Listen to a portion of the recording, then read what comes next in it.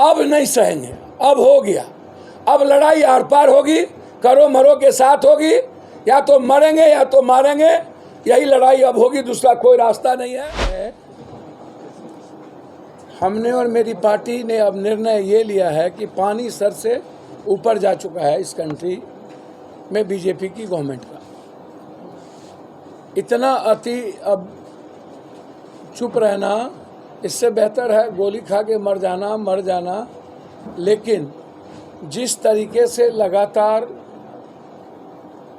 स्वायत्त संस्था को इस्तेमाल करके विपक्ष और लोकतंत्र की आवाज़ को ख़त्म किया जा रहा है और सीबीआई ईडी से डरा कर 2024 का चुनाव, कर्नाटक का चुनाव लड़ने की तैयारी की जा रही है, इसके लिए देश के सारे विपक्ष को गोलबंद होकर भारत बंद का निर्णय लेना चाहिए, या नहीं तो भारत सरकार की संस्थाओं जो रेलवे है या अन्य चीज़ें हैं उसको हमें रोकना चाहिए।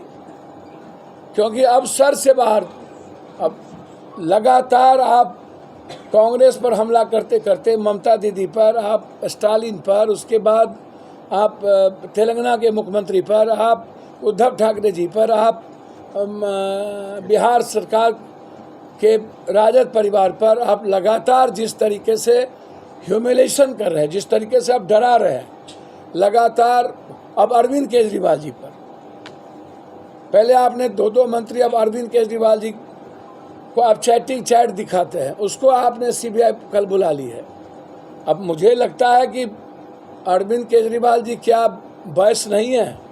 यदि जैन बैस है, ओबीसी है, और यदि वो क्रिकेट वाला कौन जो भाग गया सट्टा बाजार, ललित मोदी यदि बैस है, तो अरविंद केजरीवाल जी भी ओबीसी है, वो भी बैस है।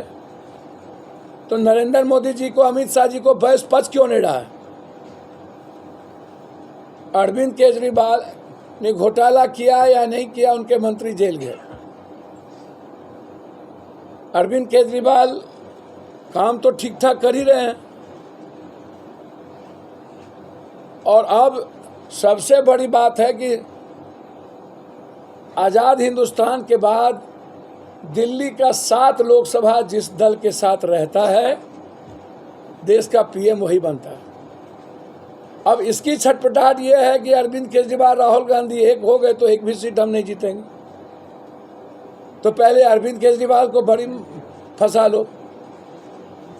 हम और हमारी पार्टी अरविंद केजरीवाल को राहुल गांधी जी के बाद, और राहुल गांधी जी के घर को जिस तरीके से इन्होंने खाली करवाने का प्रयास किया है, यह अनडेमोक्रेटिक है, यह डेमोक्रेसी इसकी इजाज़त नहीं देती है।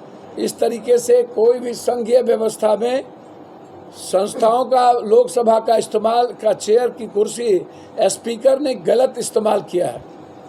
आज तक किस ग्राउंड पर बीजेपी के सारे नेता सुरक्षा के आधार पर आपने कोठी दी हुई है, और आप विपक्ष को 2 साल का जबरदस्ती सजा करवा दिया, और उसके बाद अब लगातार विपक्ष को समाप्त करने की 2024 के बाद तैयारी। इसीलिए हमारी पार्टी ने यह निर्णय लिया है 3 इशू पर। पहला इशू यही थी। दूसरा इशू था कि जो बात उन्हीं के गवर्नर ने जो पुलवामा के बारे में चर्चा और सवाल उठाई है, मैं उसी बात को रिपीट करता हूं, और मैं ये बात बार बार कहा हूं कि इतने सैनिक की शहादत को लिया गया है दोबारा प्राइम मिनिस्टर बनने के लिए। पुलवामा की घटना, अब देश में यह सवाल खड़ा, मैं ये तो नहीं कहूँगा जो उनके गवर्नर जो थे उन्होंने कहा, मैं पुलवामा की घटना की जांच चंद्रचूड़ जी से, सर्वोच्च न्यायालय के 5 सदस्यीय जज से करने की मांग करता हूँ। 5 सदस्यीय पुलवामा की घटना, देश में सैनिकों का बलि सिर्फ सत्ता के लिए चढ़ा दिया गया। अभी आतंकवादियों ने 4 सैनिक को मार करके कैंप से निकल गए, और अभी तक आतंकवादी नहीं मिले, आतंकवादी फरार हो गए। पुलवामा में RDX कहाँ से आया, क्या आया, इसकी जांच आज तक क्यों नहीं हुई? इसीलिए जो सवाल उठाए गए हैं उनके पूर्व गवर्नर के द्वारा, मैं इस को सुप्रीम कोर्ट के जज से मांग करता हूं। तीसरा, मैं सरकार से, अपने सरकार से आग्रह करता हूं, नीतीश कुमार जी से, जो एसटीटी, टीईटी, इन सारे नियोजित शिक्षक के बारे में जो निर्णय लिया गया, मेरा आग्रह है कि आप सभी नियोजित शिक्षक, टीटी, एसटीटी, सीटीएट, सबके के लीडर को, 4 आदमी को बुला करके आप वार्ता कर लेते और तब नियमावली की कोई बात करते तो सबको समझ में आती। मैं चाहता हूं कि एक बार पुनः नियमावली पर सरकार को गंभीरता से विचार करना चाहिए।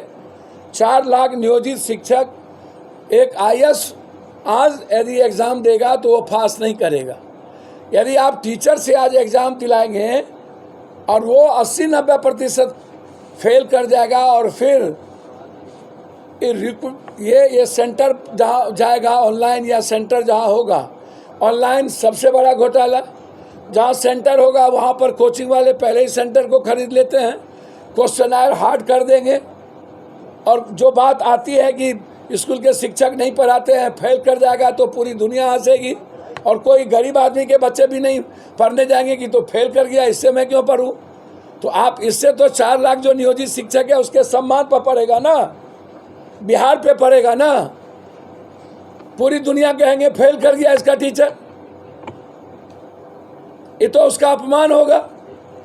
और आप कह रहे हैं पास करेगा तो नियमित हो जाएगा, और जो पास नहीं करेगा तो नियोजित शिक्षक बना रहेगा। तो हम तो जानते हैं कि 80-90% लोग पास नहीं करेंगे। जो क्वेश्चन दीजिएगा आप, आज जो हालात है उसमें आप, तो जो ये रिटर्न एग्जामिनेशन 20 साल पहले आप कोई निर्णय लिए होते, या इस सीटीएट, टीईटी, बीटीएट ऐसे एग्जामिनेशन के पहले आप निर्णय लिए होते रिटर्न, हम रिटर्न एग्जामिनेशन का यूपीएससी के तहत स्वागत करेंगे। हम भी चाहते हैं इस हिंदुस्तान में ओरल इंटरव्यू, इसका आधार पर कोई भी नियुक्ति ना हो, रिटर्न एग्जामिनेशन की नियुक्ति हम लोग चाहते हैं। लेकिन ये जो 2 घटना है, 4 लाख नियोजित, और तत्काल जब आप नियुक्ति पत्र दे रहे थे, एग्जाम ले लिए, आपने एक पॉलिसी बना करके हाईकोर्ट को दे दिया, और उसके बाद अंतिम समय में यह आपने निर्णय लिया, तो जो 4 लाख 4 सालों से इंतजार कर रहे हैं और वो तंग हो रहे हैं, अब यदि उसका रिटर्न एग्जामिनेशन आप लीजिएगा तो ये 4 लाख भी गायब, वो 4 लाख भी गायब, ये तो मरेंगे। तो हम एक बार चाहते हैं कि सभी टीटी, एसटीटी, अपनी सरकार से मेरा मांग है कि एक बार उन लोगों से वार्ता कर इस नियमावली पर पुनर्विचार करना चाहिए। तो ये हमारे 3 मुद्दे थे। पहला मुद्दा था कि अत हो गई, पानी सर से बाहर चला गया, सीबीआई, ईडी के द्वारा पूरे देश की डेमोक्रेसी को खत्म, 2024 के चुनाव लड़ने की तैयारी, राहुल गांधी, ममता दीदी से लेकर तेलंगाना से लेकर के महाराष्ट्र, बिहार, और अब अरविंद केजरीवाल, मतलब दिल्ली का सीट जीतने के लिए अरविंद केजरीवाल को टारगेट करना, यह डेमोक्रेसी के लिए खतरा है। इसीलिए हमारी पार्टी, पुलवामा की भी सर्वोच्च न्यायालय से जांच, हमारी पार्टी पूरे प्रदेश में धरना का कार्यक्रम, पहले हम पटना में 1 दिवसीय धरना का कार्यक्रम, इन तीनों मुद्दे पर कि हमारी सरकार चीज़ों को वापस ले, सीबीआई, ईडी के द्वारा अब नहीं चलेगा, और इस लड़ाई की शुरुआत हम सभी विपक्षों से मांग करते हैं कि एक साथ होकर लड़ें। जरूरत पड़ेगी तो इस मुद्दों पर हम बिहार बंद भी करेंगे, जरूरत पड़ेगी तो इस मुद्दों पर ईद के बाद हम रेलवे को भी रोकेंगे। लेकिन अभी पटना से हमारा आंदोलन का कार्यक्रम शुरुआत होगा। पहला होगा 1 दिवसीय धरना, दूसरा होगा पुतला दहन, तीसरा होगा उपवास गांधी के मूर्ति के पास इसी पटना में, चौथा होगा पूरे बिहार में उपवास, 5वां होगा रेल रोको, 6ठा होगा बिहार बंद। अब नहीं सहेंगे, अब हो गया, अब लड़ाई आर पार होगी, करो मरो के साथ होगी, या तो मरेंगे या तो मारेंगे। यही लड़ाई अब होगी, दूसरा कोई रास्ता नहीं है। डेमोक्रेसी और विपक्ष को बचाने के लिए बीजेपी सरकार के खिलाफ आर पार का हम ऐलान करते हैं। अब ये युद्ध होके रहेगा। बस पुलवामा की जांच। धन्यवाद सर, मैं बोल दिया। आपने कहा पुलवामा प्रधानमंत्री बनने के लिए किया गया, पुलवामा का क्या है? मैंने कहा पुलवामा सत्ता में आने के लिए। 2024 में मैं नहीं कह रहा हूँ, मैं नहीं कह रहा हूँ। ये उन्हीं के गवर्नर से जो रिटायर किए हैं, ये सवाल उन्होंने भी उठाया। देश इस पर गंभीर है और हम यह नहीं कह रहे हैं कि पुलवामा हुआ या कराया गया। लोग कह रहे हैं और वो कह रहे हैं कि पुलवामा सत्ता के लिए उसका यूज किया गया और अभी तक जांच नहीं हुई। इसीलिए हम सर्वोच्च न्यायालय का जांच पुलवामा की घटना RDX से कहाँ हुई, कैसे हुई और इसमें अभी तक क्या कार्रवाई हुई। भारत सरकार ने 5 साल होने चले हैं, इस पर कोई श्वेत पत्र नहीं लाया। इसीलिए सर्वोच्च न्यायालय से हम इसकी जांच चाहते हैं। प्रतिनिधिमंडल मिलने आए हैं, शिक्षक संघ का कोई प्रतिनिधिमंडल सर गणना में शामिल मेरी जिम्मेदारी है, सारे लोग से है। जब आप शिक्षक संघ को मारोगे तो जाति जनगणना में कहाँ से मैंने अपने सरकार से आग्रह कर दिया है कि शिक्षक संघ के प्रतिनिधि से वार्ता कर नियमावली पर पुनर्विचार करें।